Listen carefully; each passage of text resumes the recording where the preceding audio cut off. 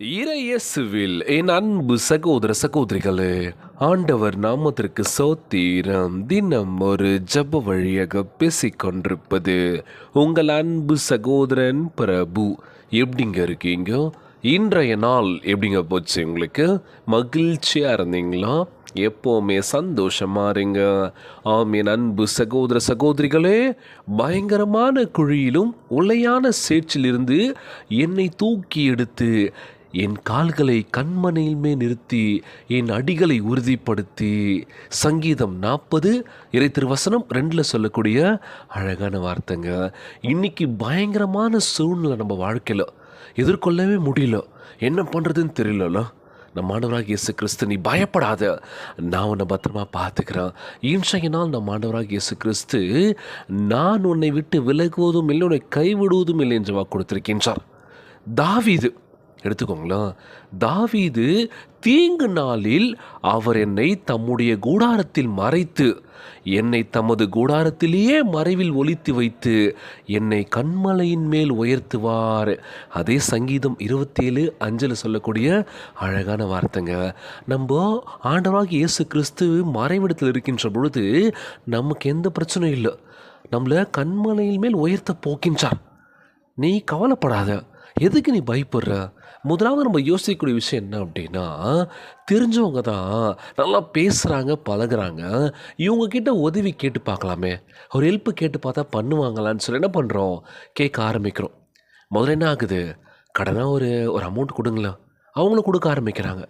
அந்த கடன் என்ன ஆகுது, கொடுக்குறாங்களே இன்னும் அதிகமாக கேட்கலாம், கொடுக்குறாங்களே இன்னும் அதிகமாக கேட்க கேட்க என்ன ஆகுது, அவங்களுக்கு ஒரு பயம் ஏற்படுது. என்னடா இது நல்லா பேசுகிறாங்கன்னு கொடுத்தோம், அந்த அமௌண்ட்டு திரும்பி நமக்கு வரலையே. முதலாவது கடன் சுமைகள்.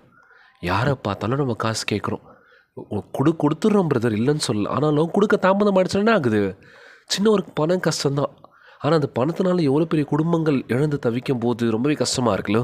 சமீபத்தில்ங்க ட்ரேடிங்கில் இன்வெஸ்ட் பண்ணியிருக்காங்க. கணவர் பார்த்திங்கன்னா ஐடியில் ஒர்க் பண்ணுறாரு, மனைவி பார்த்திங்கன்னா நல்ல ஒரு தொழில் தான். அவங்க 2 பேருமே ஐடி செக்டார் தான், நிறைய வருமானம் வரும், இல்லைன்னு சொல்ல. இருந்தாலுமே நம்ம ட்ரேடிங்கில் இன்வெஸ்ட் பண்ணலாமேன்னு சொல்லிட்டு பணத்தை போடுறாங்க.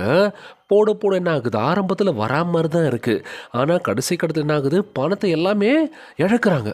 அவங்கள்ட்ட போகுது எல்லாமே. திரும்பி என்ன பண்ணுறாங்க, இதில் போட்டால் நிறைய இன்வெஸ்ட் பண்ணலாம், நிறைய காசு வருமேன்னு சொல்லிட்டு கடன் வாங்குறாங்க. கடன் வாங்கி இன்வெஸ்ட் பண்ணி அதில் இது பண்ணுறாங்க, ட்ரேட் பண்ணுறாங்க, அதுலேயும் பணம் இழந்துடுறாங்க. கடைசியில் ஒரு கடத்தில் பணம் கொடுத்தவங்க டார்ச்சர் பண்ணுறாங்க. என்ன கொடுத்துறேன்னு சொன்ன தரலி அப்படின்னு சொல்லி ஒரு ப்ரெஷர் பண்ணதுனால என்ன பண்ணுறாங்கன்னா, கணவர் ரயில் முன் பாய்ந்து தற்கொலை பண்ணிக்கிட்டாங்க. மனைவி என்ன பண்ணுறாங்கன்னா, கட் பண்ணிக்கிட்டாங்க கையை, அவ்வளோதான். குழந்தைக்கு சாப்பாட்டில் விஷத்தை வச்சுட்டாங்க. ஸோ இதெல்லாம் படிக்கும்போது ரொம்ப கஷ்டமாக இருக்குல்ல.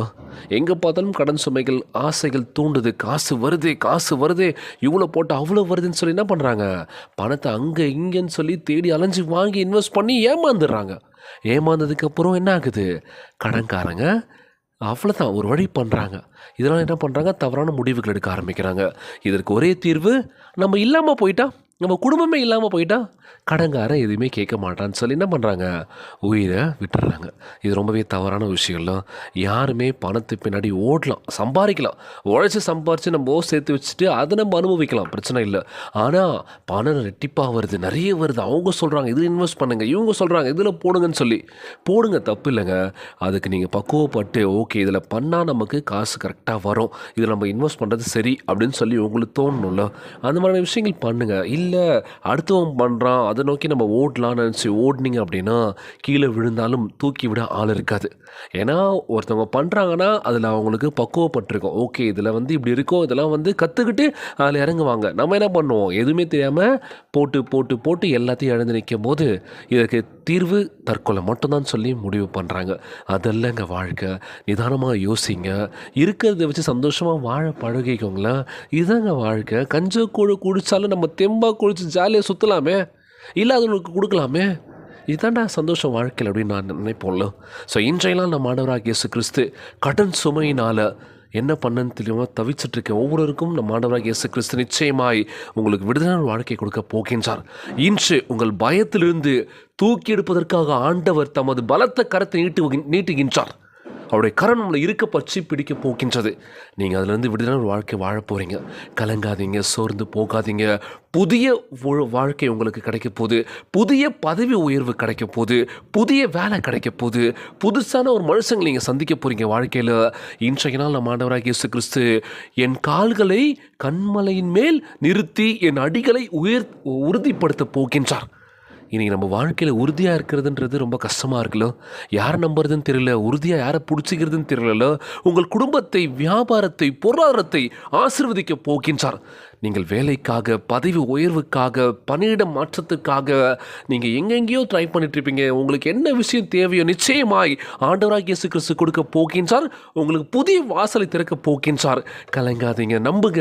முழுமையான விசுவாசம் நம்புங்க. நம்ம ஆண்டவராகிய இயேசு கிறிஸ்து ஒருபோதும் கைவிட மாட்டாருங்க. இன்றைய நாள் ஜபத்திற்குள்ளாக பயணிப்போமா?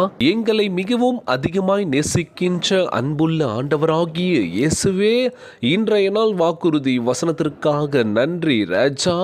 அன்புள்ள ஆண்டவரே, எங்களுக்கு கண்மலையாகவும் உறுதியான அஸ்திபாரமாகவும் இருப்பதற்காக சோத்திருக்கின்றனப்பா. கடனினாலும் பயத்தினாலும் நாங்கள் சிக்கி தவிக்கும் போது எங்களை தூக்கி எடுத்தள்ள வேண்டும் என்று ஜெபிக்கிறோம்ப்பா. நம்பிக்கை இழக்கும் போது எங்களை தேற்றி எங்களுக்கு புது பலனை தர வேண்டும் என்று ஜெபிக்கிறோம்ப்பா.